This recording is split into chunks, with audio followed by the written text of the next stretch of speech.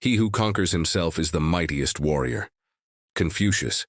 There's a rare breed of individual walking among us. You've seen them. They don't yell when provoked. They don't spiral when plans fall apart. They don't crumble when life throws a storm their way. While others get rattled by chaos, they remain calm, anchored, grounded, untouched. It's almost as if they're operating on a different frequency. What secret do they know that the average person doesn't? Most people are slaves to invisible strings, pulled by every glance, every word, every inconvenience. A car cuts them off, they explode. A colleague makes a petty remark. Their mood darkens for hours. A stranger looks at them oddly. They begin questioning themselves. Their inner state is completely hijacked by external noise, and they don't even realize it. But what if you didn't have to live like that? What if nothing, no insult, no delay, no rejection, could ever steal your peace again? Carl Jung once said, "Most people believe life is happening to them. But in truth, life is just reflecting back what lives inside of them. The pain isn't in the world. It's in the unresolved parts of ourselves the world awakens. That's the game changer. Because here's the truth. Nothing can truly affect you unless it finds something inside of you to hook onto. If someone calls you dumb and it stings, it's not their words, it's your own hidden doubt. If someone ignores you and it hurts, it's not their indifference, it's your inner craving for validation. That's why two people can face the same situation and respond completely differently. The world isn't causing your suffering. Your interpretation is. This is the foundation of shadow work, the process of exposing the unconscious emotional wounds you've buried. Every irritation, every outburst, every sadness is a spotlight on what still needs healing. But instead of facing those messages, most people run. They numb themselves, they blame others, they chase distractions. But those who stop running, those who lean into the discomfort and examine their triggers, discover something powerful. They see that reality isn't fixed. It's a mirror. And the moment you grasp that, your entire life shifts. You realize that you don't need to change the world. You need to master yourself. But here's the twist. Most people don't want to hear this. Why? Because it puts the responsibility back on them. It's far easier to say, "My ex ruined my life," or "My boss stresses me out," or "Life just keeps screwing me over," than to say, "I gave away my power." Victimhood is comfortable. Blame is easy. But truth is brutal. And yet, for those willing to take ownership, something astonishing happens. Freedom. The kind of freedom most people will never taste. Because once you know that your peace can't be stolen unless you hand it over, you stop giving it away. Most people spend their lives trying to control everything and everyone. Partners, co-workers, events, even the future. They think if they can just manage everything perfectly, they'll avoid pain. But life doesn't work that way. People are unpredictable. Plans collapse. Life throws curveballs, and when it does, they suffer. Why? Because they thought control would save them. But control is an illusion. The only thing you'll ever truly control is your perception. That's it. And that's enough, if you master it. Carl Jung understood this deeply. He said the world is neither good nor bad. It simply is. Whether something feels like a tragedy or a blessing is all about the lens through which you see it. Two people can lose their job on the same day. One sinks into depression. The other sees it as the push they needed to start their dream. Same event. Different story. One is destroyed. The other is reborn. Jung once said, "Until you make the unconscious conscious, it will direct your life and you will call it fate." Meaning, if you don't uncover the inner beliefs and patterns shaping your reactions, you'll keep suffering and blaming life for it. The more you try to control life, the more it controls you. Need people to like you? They own you. Need everything to go your way? Your emotions will swing like a pendulum. Need life to be fair? Prepare for endless frustration. True power isn't about suppressing feelings or pretending to be unaffected.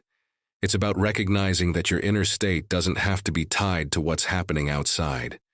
When you stop reacting, you stop being controlled. You stop avoiding difficult people. You stop micromanaging life. Instead, you become unshakable. Not because nothing touches you, but because nothing controls you. And here's the paradox. The less you need control, the more powerful you become. When you stop chasing approval, you become magnetic. When you stop fearing failure, success starts coming to you. When you stop resisting what is, you start flowing with life. This isn't just poetic, it's scientific. Cognitive psychology tells us that obsessing over control increases anxiety. The harder you cling, the more resistance you create. People desperate for love often repel it. People terrified of failing often sabotage their own success. Why?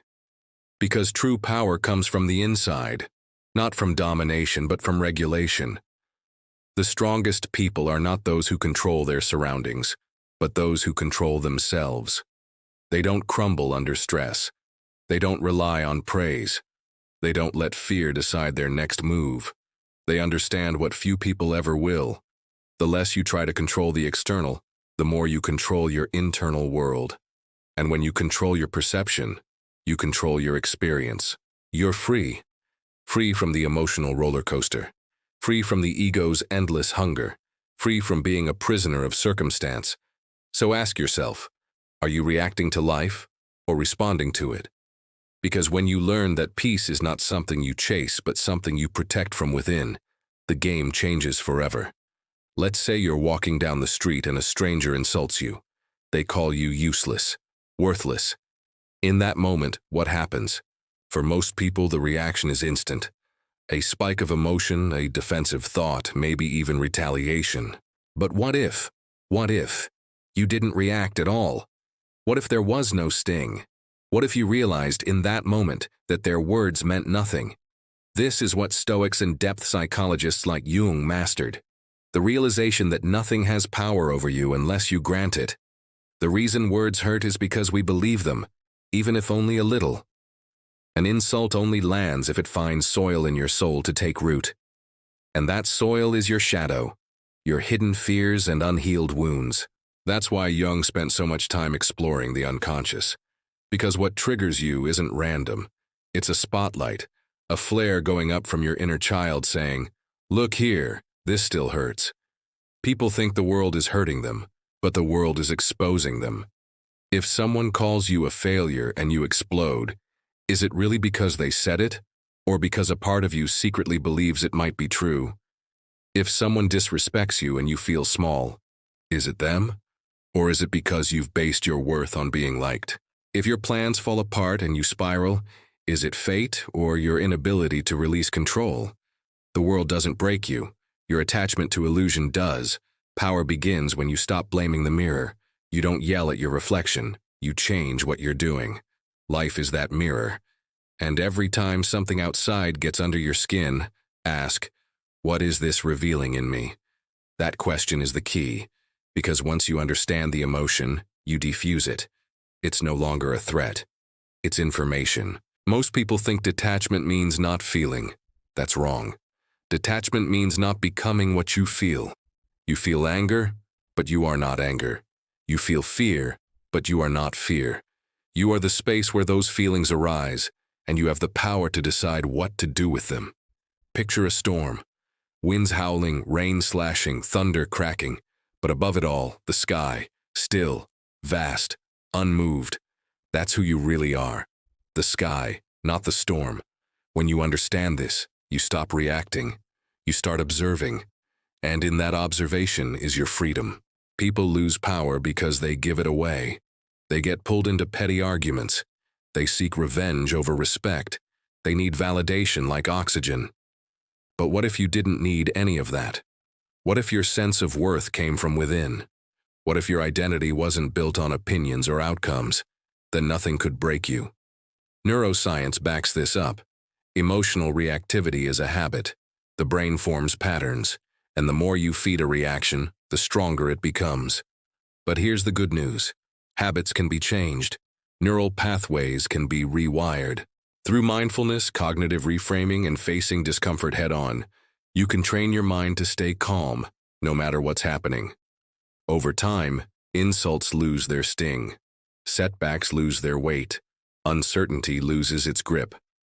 Not because the world got easier, but because you got stronger. And the greatest realization of all, you were never reacting to the world.